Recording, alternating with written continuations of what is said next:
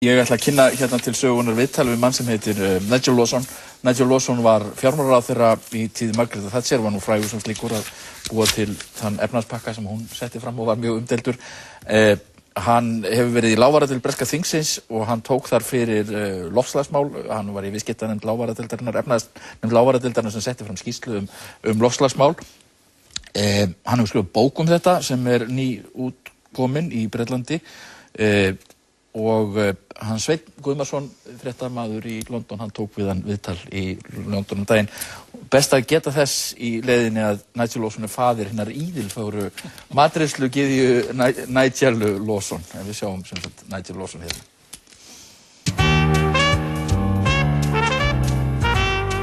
I wrote the book because it's obviously a very important issue. And I have a feeling that it's not being sufficiently rationally discussed and argued about. And it is such a big issue, it should be. Instead, it's become almost a new religion, and you have to believe in it. And if you don't believe in it, then you're a heretic, and nobody will speak to you, and they say you must be in the pay of the oil companies or whatever. So I don't like that kind of suppression of proper argument and discussion. I also am very concerned that the measures that are being introduced, even if the science is right, and the science in fact is very uncertain. There are different climate scientists who take different views. It's extremely complicated, the science of the climate, and it is not at all clear-cut. But even if you accept the majority view, and it is a majority view, it's not a consensus, even if you accept the majority view, then the question is, are the measures that we're being told to take cost-effective? And in my view, they are very much not cost-effective, that they would cost far more to the economies of the world than there were any benefit that would come in having a slightly lower temperature. And that is something maybe we in the West can afford, but the developing countries clearly can't afford that.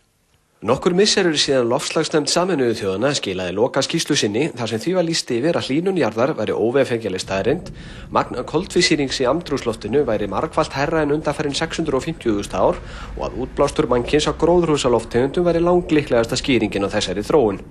Róttækar breytingar á veðurfari jarðar og hækkandi sjávarborð eru í skýrslunni sagðar líklegar afleiðingar.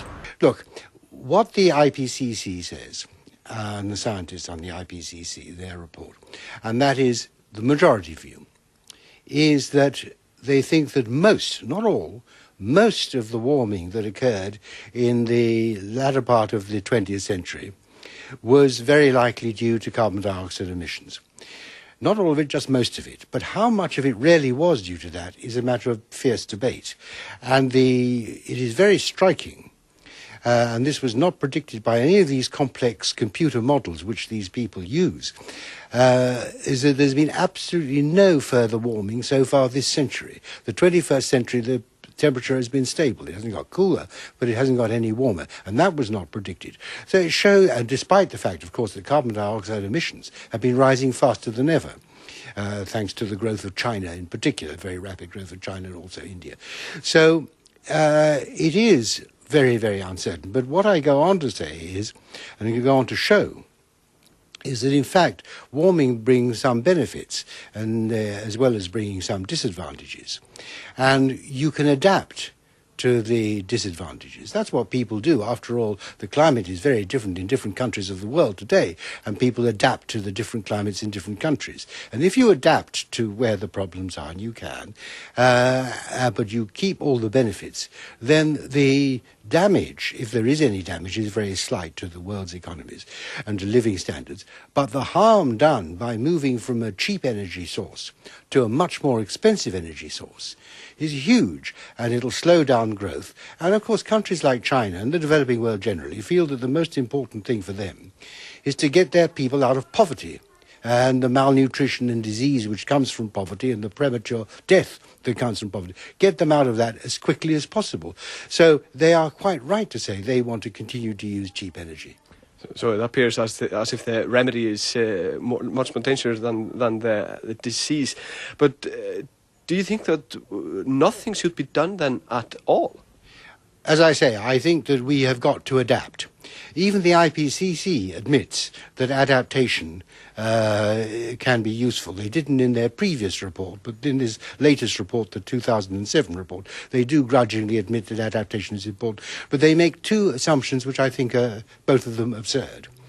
The first of all, they say the assumption they make is that while the developed countries can adapt, the developing countries have such low adaptive capacity, that's the term they use, that they can't adapt. Therefore, they will be very badly damaged. That is probably untrue, but to the extent that it is true, it won't happen, because clearly Western aid programs, should the need arise, and as I say, there's been no further global warming this century, but should the need arise, we will focus our aid programs on helping them to adapt, giving them the technology they need to adapt, improving their adaptive capacity. So that assumption by the IPCC is clearly false. The other one, which I believe to be false, is they assume that adaptation is based entirely on existing technology.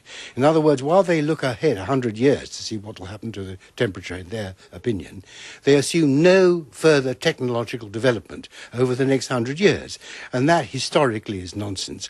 And it's particularly nonsense in the very important area of food, because we are on the threshold of a whole revolution in bioengineering and genetic modification, so that you can produce crops to deal with a warmer climate or to do a drier climate. That sort of thing you can do done by bioengineering. So it is completely false, the picture they paint.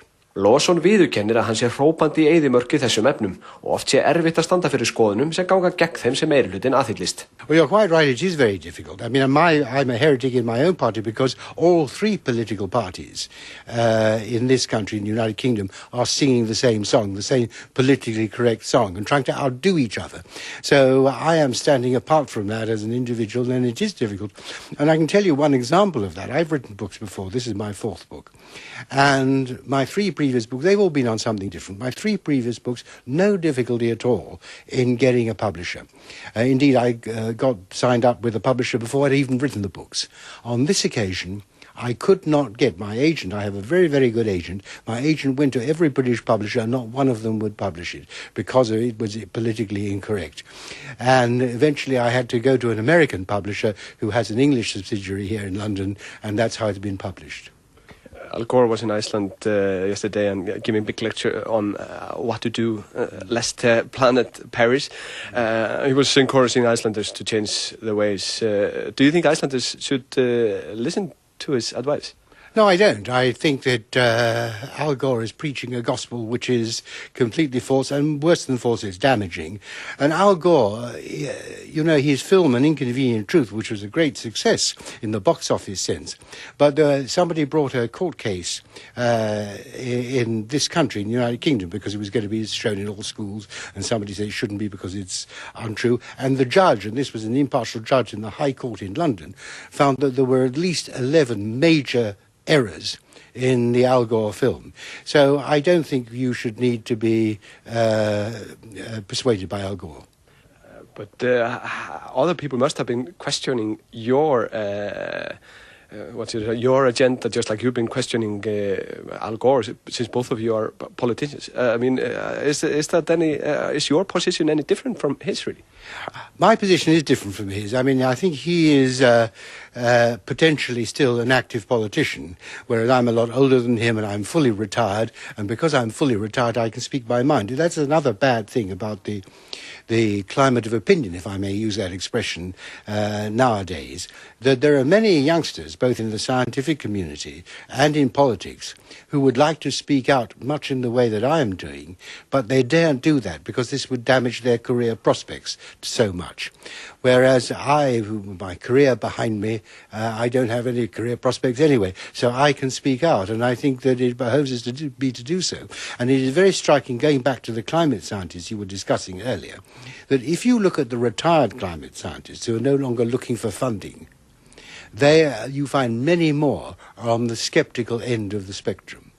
So basically what you're saying, that many of the scientists who wrote the IPCC report might have some ulterior motives?